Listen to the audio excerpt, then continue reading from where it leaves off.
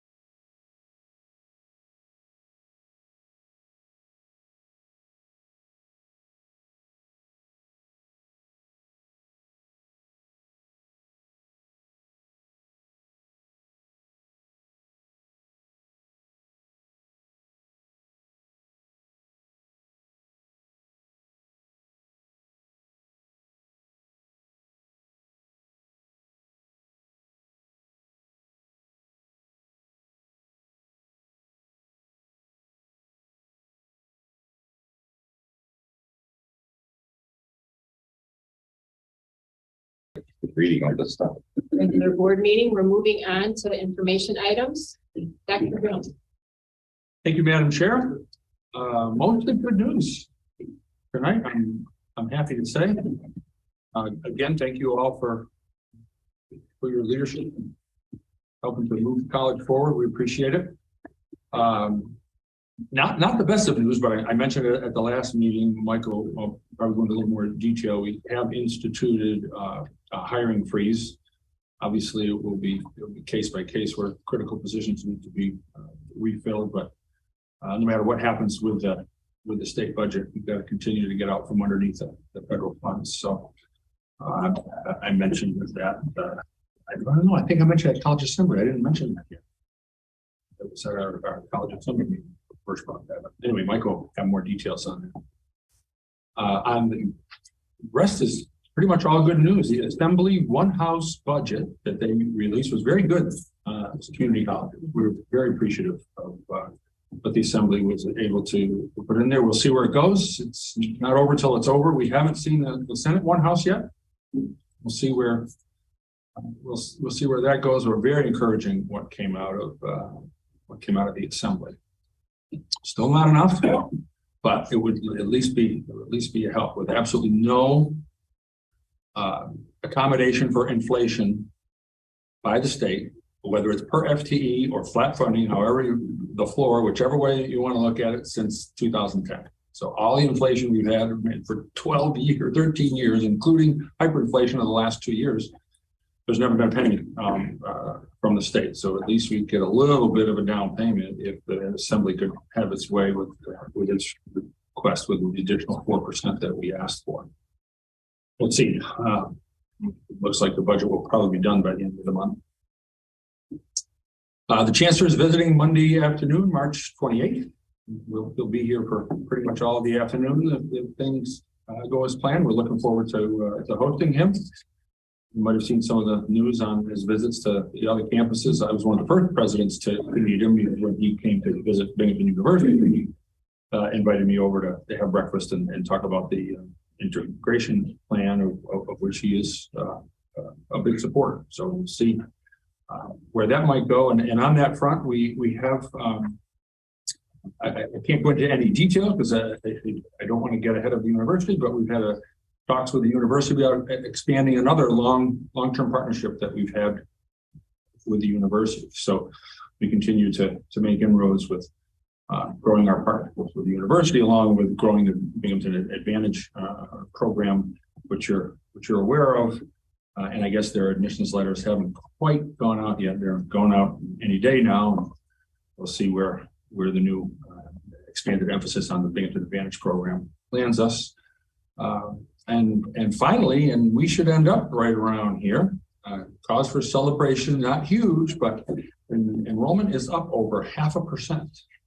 Last time I told you it was up, I think it was up 0.1%. It's been bouncing around 1/10 of a percent down, 0.2% down. It's up over 0.5% right now, and it's pretty much where we'll land. We'll see where retention gets us between now and the end of the term, but it's been 4 or 5 years since we've had a bump in enrollment in any semester. So hopefully that's the beginning of a new trend. Good way for some people to go out and some people to come in on a higher note. Very good.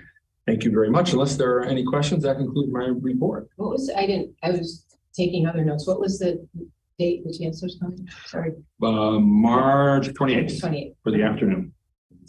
And we will be having an executive team meeting at 4 to 4:30 on that day. So if you want to pop in and say hi and be introduced late in the afternoon, I'm sure he'd love to meet you. All right. Thank you very much. Any questions? All right, Brittany, Council on Operational Issues. Thank you, Madam There Chair. you are. Hello, everyone. Happy Thursday. A brief report for the Council for Operational Issues. I was last year in December, so not too much time since then. We did send a memo to Executive Council in February with a formal recommendation from the Council for Operational Issues based on the space reservation systems on campus. An issue was submitted via the submit an issue form on the college's website to recommending that be relooked at to be more centralized and user friendly. Executive Council took our recommendation and they formed a working group that will be meeting to look at different options. And I believe May 31st is the deadline that Executive Council asked for a plan from the committee. So that was the result of that. Some other updates for general shared governance. We will be hosting Your Voice Matters on April 6th. We do that every semester to give an open forum to folks to come in and voice any issues or concerns they would like shared governance to look at. That'll be held virtually via Zoom during the all college hour. The shared governance restructuring group is preparing their final recommendation. We are hoping to have mid-April to college assembly, so they have time to discuss and vote before the end of the semester. So right now we're just working on some final recommendations as to group composition, and then we'll be handing it over for those groups to form a rough first making, and they can focus on bylaws and all that stuff that goes with that. And I continue to provide updates on that to the Council of Operational Issues and get their feedback when needed. And then lastly, the chairs of shared governance have continued to rotate, taking turns attending student assembly. So we can show support for them as they show for us, and also offer perspective when we can. And if no one has any questions, that concludes my report. Great, thank you. Any questions for Brittany? All right, thank you very much, Brittany. We'll move on to civic engagement. Carla? There you are. I've got a bit of a PowerPoint. Okay, Currently, I'm using the podium. there you go.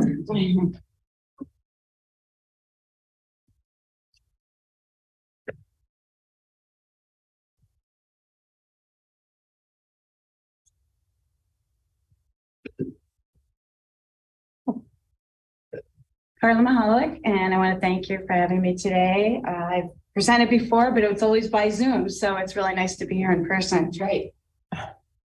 Okay. Also, I just want to warn you, I've got a bit of a cough, so there's a cough drop floating around in my mouth. That's the only thing. It's not tobacco or anything. All right. So the first slide, and I did send a report ahead of time, so you might have had a chance to look at it. So I'm really going to summarize what you're looking at there. But again, it gives you an idea of the kinds of activities we've been doing. My goal each year is to try a variety of approaches to get students interested in civic engagement and to educate them on their role as citizen. And so we offer a number of educational type events and activities so they can understand their constitutional rights and responsibilities. And also this year, we tried to prepare them for the November ballot. So you can see that we had a presentation about the midterms. We always celebrate Constitution Day, and this year we piggybacked it with National Voter Registration Day. The League of Women Voters came up that day and tabled for us. So they conducted registration while I did the presentation on the Constitution and focused on the right to privacy. We also promote deliberative discussion and democracy on very complex topics. And this past year, we focused on mass shootings and racial justice. We've also done one on policing and the community. So we try to bring in these conversations that students are most interested in, so they can then have these difficult conversations, because there are difficult conversations, and listen to one another's points of view. And by the end, they're generally pretty happy they were able to have these conversations with their peers and have some ideas about where they want to go from there. I was asked by a student at Student Assembly in February to hold the racial justice deliberation again, so we're looking to do that in April. And I was going to be doing a gun violence presentation on March 14th, but like everybody else, our plans were affected by the snow day. So we're rescheduling that for 2 weeks, or in 2 weeks. Okay, and of course, voter registration is so important to civic engagement. So we spend a lot of time doing that on campus.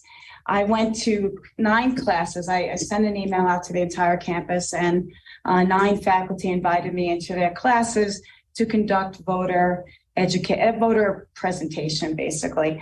And then when I was done, I registered anyone who hadn't registered to vote at that point. Most of them were registered, which was really good news.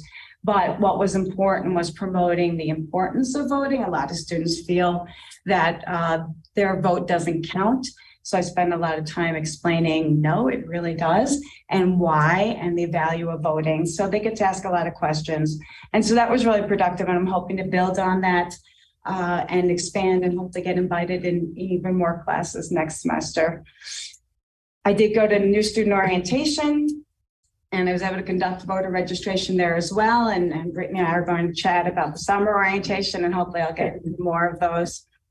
And then we shared with the League of Women Voters again and did more voter registration on their 103rd anniversary, and also promoted the constitutional amendment that'll be on our ballots in 2024.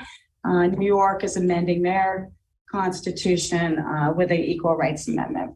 And then we tabled during Civic Engagement Week and tried to promote civic engagement as well. That's if the students would just take the Bluetooth out of their ears. So when I shout at them, they actually stop. But, we got a few to come over. We work in the community as well. We did try our own scarecrow for the county scarecrow contest. It's my first attempt at making a scarecrow. I'm a Long Island girl. We didn't do that. I didn't even know what hay was. But I've been living here so long, I should already know how to make a scarecrow. So this year is my first attempt. You can tell it's a little on the feeble side. But the best part was we did a QR code, and the QR code took them to a page, if anyone had snapped it with their camera phones, to a page of election information, when they could vote, what were the registration dates, all that stuff. So we were promoting voting and really promoting civic engagement at SUNY Broome at the same time. I'm also trying to build my community connections. I've got a partner at SUNY Cortland who does civic engagement there. And so he and I have been chatting about different things we can do. And then making connections with Campus Compact and also Bridge USA, and getting ideas on how I can expand our program here. And then more community connections. I worked with Binghamton University. It was pretty much all throughout the fall semester to plan the Let Us Dream conference. And I was part of the social breakout session where we talked about the social effects of COVID. And so I promoted that here on campus, trying to get our students and faculty to attend that, and staff as well. And Dr. Ross was on our panel, so I thank her for that. And one of our students, Jordan Ramsey, was as well. And another faculty member joined. So that was a really productive activity. And again, strengthening those partnerships with Binghamton.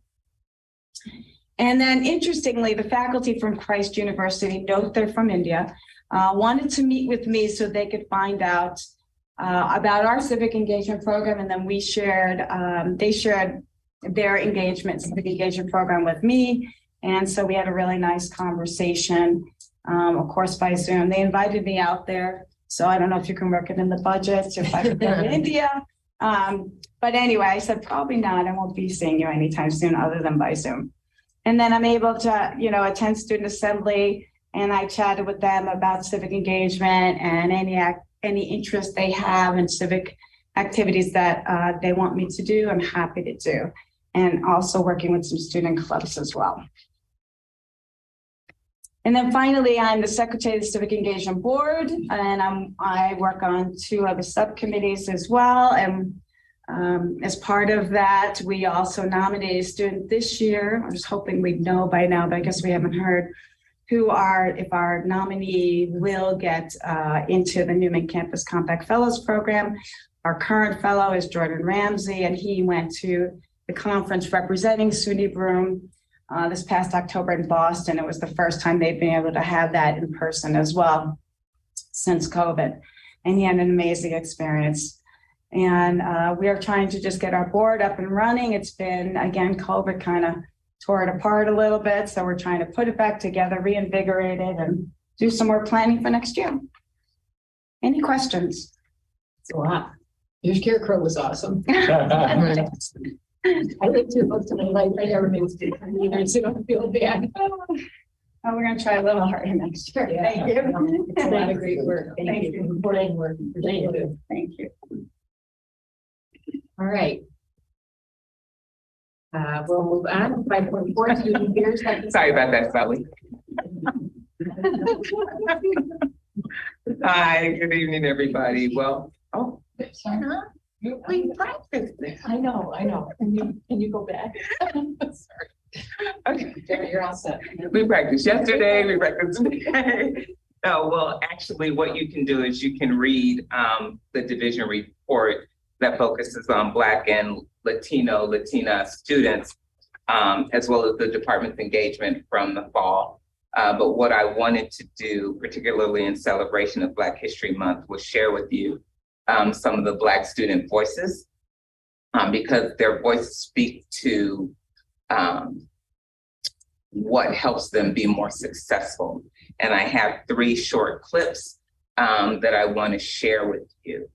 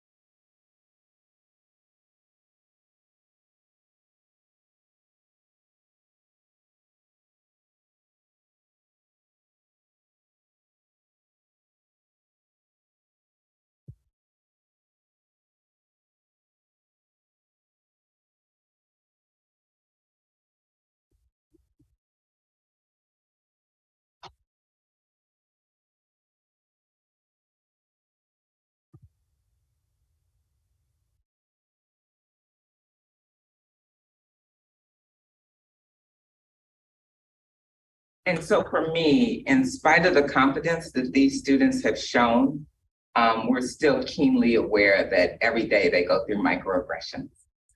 Just recently, we had a lunch and learn about microaggressions and how to help our students, our students of color, particularly our Black and Latinx students, deal with and help people become more cognizant of how important it is to see students for who they are and to help understand their history. And in spite of the fact these are our first time full-time retention stats from year to year, and in spite of the fact that we are doing better, we still have a bit of work to do. And when I think about what we can do to help Black students and students of color, because part of it for me is when you support Black students and Latinx students and other students, you're helping everybody and you're helping everybody in the community. But some of the challenges that I see and how we can address and how we can support students, these are some of my top 6 that I have, because one of the things that I think we need to remember is that when Black students come and the institution says and always puts their lack of success on the students, we need to start looking at ourselves and what we can do as an institution to provide more support. I also think it's important that we set and sustain high expectations and help students reach those expectations with putting supports in place. I think it's very important that we start thinking about race matching, because many of our students of color will tell you that they might go through their program and not see anybody of color. Our Black and Latinx students, their top majors are health studies and health sciences and human services, and they might go through those 2 years and not see somebody of color. So imagine how Kia must feel when she goes through a nursing program, knowing how important it is for her to be in the field that she's never had a Black faculty member. And I'm not saying that we're not working on it because we are, but just imagine what kind of mentorship and understanding that she can have and any other student can have. Because when you've lived that experience, and students will tell you, the Black students will tell you, the Latinx students will tell you, they want somebody who understands their experience. And so that's something that, we're also working on. It also helps with the proactive and intrusive intervention, particularly for the Division of Student Development. We know that we've got students of color who won't go to our counseling center because there's nobody of color over there. We know that. That's one of the reasons why we have the Together All program, because they can get online and request, I would like to speak to somebody Black. I would like to speak to somebody LGBTQI. And they can have that match, because that matching is important, because students are much more comfortable with them. And we also continually work to create a community of belonging, because when students feel like they belong, they're more apt to persist. They're more apt to be comfortable. They're more apt to be able to go in the classroom because they feel like we want them here, and we continually work towards that. And that's my presentation for today. Are there any questions? Earl, what is intrusive advising? Well, if some students had their way, they would only sit when it's time to register. Yeah. Okay. And what is intrusive advising? That means I'm going to hunt you down and I'm going to make you sit down and talk to me. I'm going to go where you are to get you to do what you should be doing. Thank you. Thank you for asking that, because I was trying to sort of process it. What is that? Yeah. Thank you very much. And thank the 3. That was excellent. Thank you. Doing very good. Thank you to Marcom. Yes. Did a great job with that. I always think it's courageous to be vulnerable, right? And show what your vulnerabilities are. Right. That's courage. All right, thank you very much. Any other questions before we move on? 5.5, student assembly, Elle. Hello, thank you. We recently held a Council of Clubs, which is basically just a presentation on fixing any kind of issues that the clubs are having and how to navigate the swarm and new rules that we set. We recently have redone some procedures in order to make funds more accessible to clubs, and also applying to a better process of how to get these funds. We've created a new committee to address finance requests from funds, and they are looking forward to having a fair in the spring and fall in order to advertise themselves. We submitted several workshops to the convocation committee, one of which being mental health and international students, and we are working on more ideas. Our cafe committee met with the main representatives of our dining hall, and we discussed transitioning from biodegradable utensils from our current plasticware, creating a new Dropbox for questions, concerns in the cafeteria, and installing a monitor in our student center that basically lists of everything that is happening in the dining hall, as well as any kind of student activity and student assembly updates. We will be having a student Your Voice Matters on April 2nd, focused on student concerns only. And we, members of the Student Assembly, will also be meeting with the Chancellor from 1 to 4 p.m. on March 28th. And we are currently having discourse on the impact of ChatGPT in a classroom discussion. Our meetings are every Friday at 4 p.m. except for this week in Decker Room 201. It's open to the public, so you guys are all welcome to come. That concludes my report. Any questions? All right, move on to the foundation report, Candy.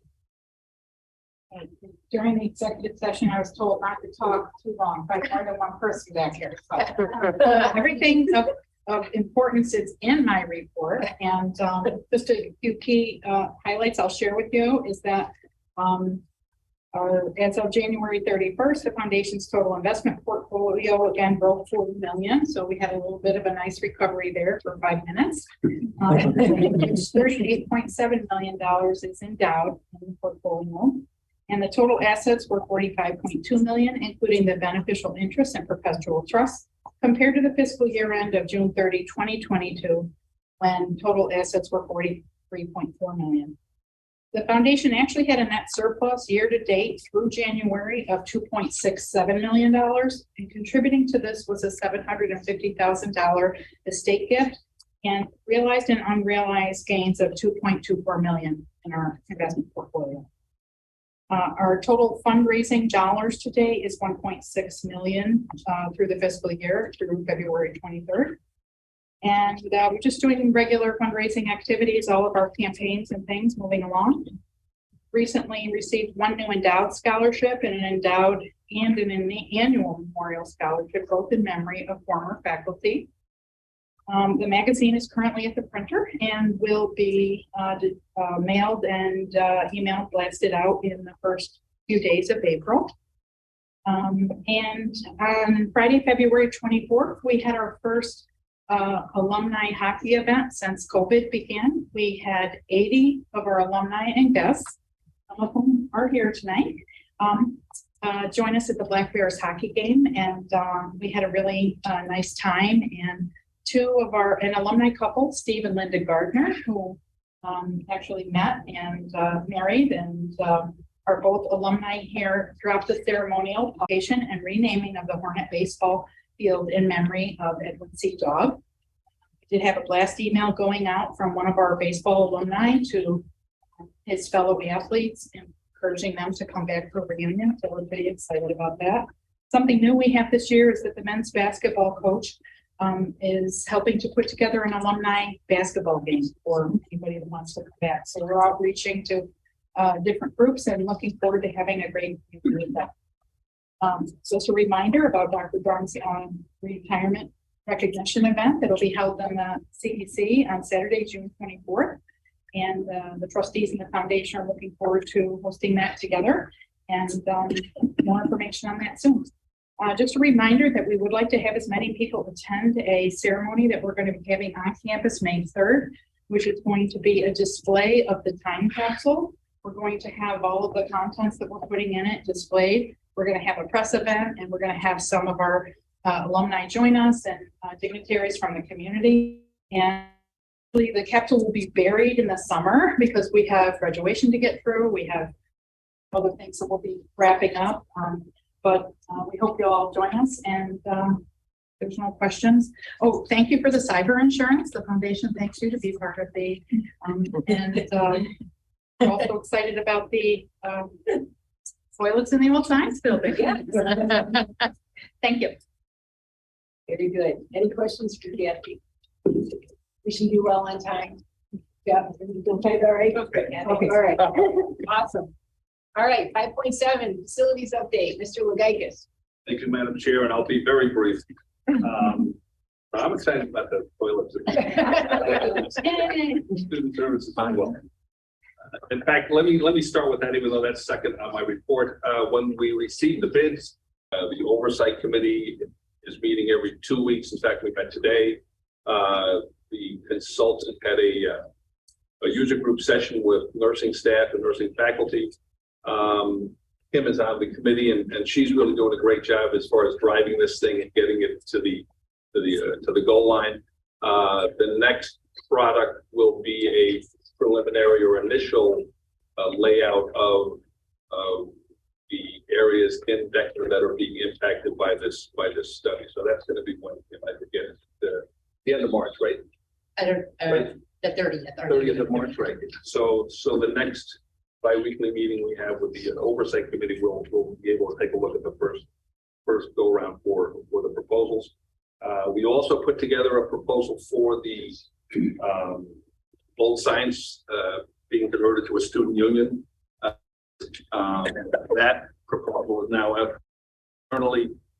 Dr. Ross has seen it and others, and we will modify the proposal as these comments come in, and then we'll get that out for as an RFP, and then we'll follow that up with the RFP for the rework of the library space, the re-engineering of that building, and the functionality of that building.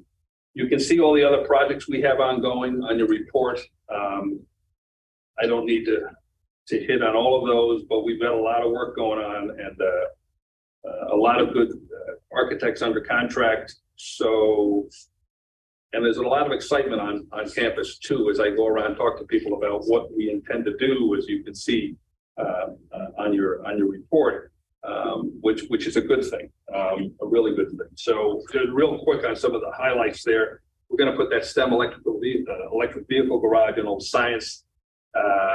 We're looking at Wales as a potential one-stop student admissions and enrollment center. A reconfiguration of the little theater to become much more user-friendly, much more of a multi-purpose facility. Campus-wide sign upgrades, both stationary and digital. And lastly, an evaluation of both the academic and athletic space in the student center, which will include the possible construction or at least consideration of an on-campus track and field facility and providing an artificial turf infield for a baseball field. And lastly, the concrete pad for the new SUNY Broome fitness court will be poured on Monday and Tuesday, which will give us enough time to allow that to fully cure for the installation of the equipment. So the completion of that will be in about the third week of April. I would be more than happy to answer any questions anyone has. Hey, I'm just interested, are you seeing the supply chain issues kind of getting better or not? Yeah, Kathy, that's a great question. And so far, none of the contractors have really brought that to our attention, although I did speak to the HVAC equipment for the library and for business. So we'll see. Yeah. But we sent a notice of intent to award on that project as soon as that bid was completed so they can start their process. But we'll see. Time will tell. We'll find out for sure on the bathroom project. Yeah. A lot of fixtures, a lot of material that hopefully is going to be readily available. So because our plan is to certainly get that done prior to the beginning of the next semester, it allows us to do that work over the summer with fewer people on campus. So But yeah, I'll keep you guys Yeah, posted. hopefully so. Any other questions? Thank you very much. All right, Mr. Sullivan, 5.8, budget and finance update. Thank you. So in your packet is the monthly budget forecast, and we're continuing to forecast needing about 3.8 million of federal stimulus money, which will leave the college a little under 3 million to be applied for future years. The bottom line number is the same in the forecast. We've updated the revenue side and payroll particularly. So I think we're holding our own. Our biggest concern is, like everybody else's, utility expenses are probably up about 40%. So that's over $1 million number across the whole campus. So that's the monthly forecast. I think in deference to both time and the fact that we didn't have an opportunity to at least present briefly to Finance Committee the sustainability plan, I think I'd prefer to defer that and review it with Finance Committee first in April, and then we'll come to the board with a more full presentation, and probably make more sense. The sustainability plan is in your packet. For next month, we'll also present next year's budget. So if you want to take a peek at the column in the sustainability plan for the proposed budget for next year, it's probably pretty close to what we think we'll come to the board with. So more to come, I'd say, next month. And just piggybacking on comments, I think, the major challenge for the college, I think, is two. On the sustainability side, at the end of the day, it's really about the revenues. Certainly we've stabilized this year, especially with the spring being up 0.5%. I know there's a lot of initiatives that Dr. Kelly's talked about relative to the strategic enrollment management plan and 10 of our enrollment retention initiatives in the sustainability plan.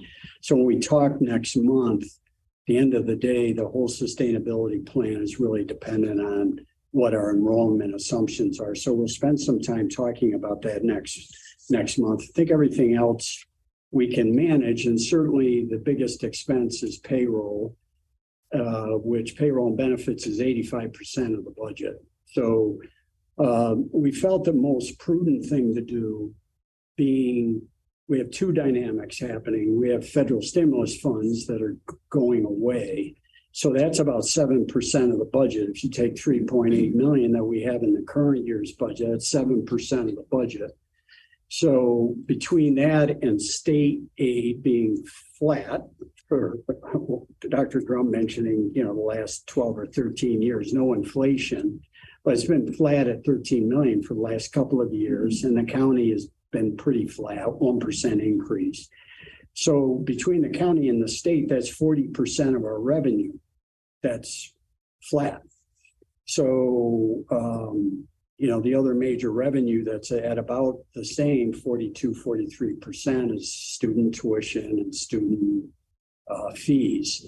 So there's a lot of pressure either there on the revenue side or on the expense side. So if you're on the expense side and 85% is payroll and benefits, it's one of the major drivers of why we implemented hiring freeze earlier this week.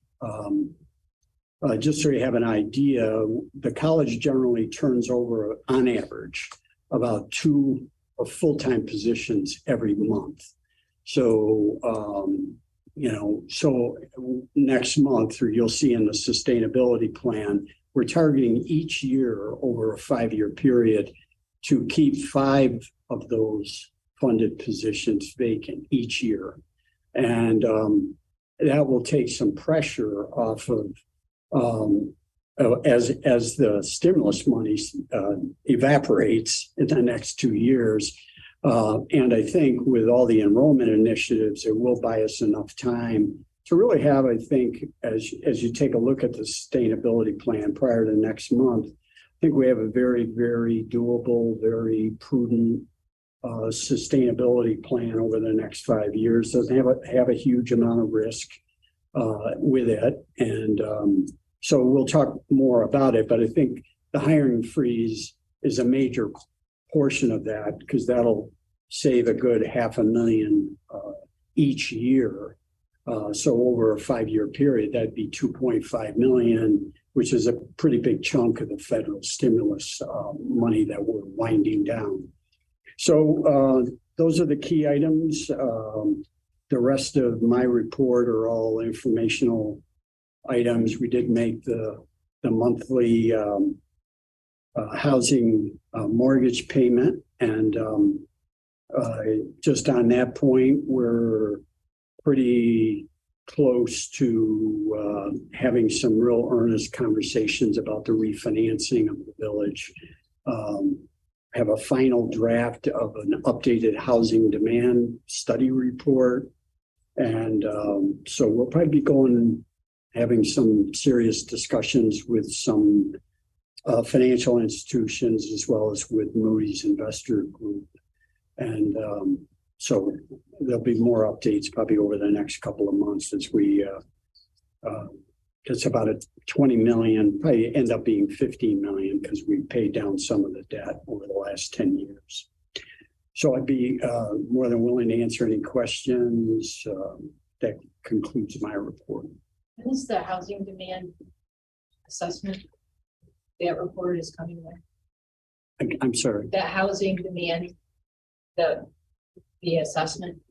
So the preliminary report is suggesting some reconfiguration of the units, perhaps a reconfiguration of the suites.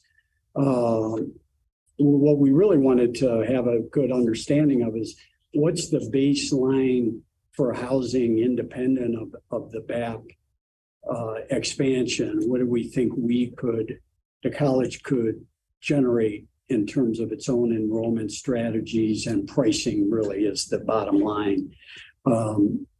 Given certain contractual obligations, we obligate all the students to have meal plans, which is a pricing challenge for students. So, but in any event, I think the demand study reinforces that we're in the neighborhood. I think they're recommending, they think there might be enough strength at around 300 units. Capacity is 360. In the discussions with Binghamton University, they certainly feel 50 to 100 beds might be easily addressed in a first phase of a BAP 2.0. And then depending on the pilot, whether that drives additional demand, take a look at an expansion on the current site, not up the hill, but at the current site.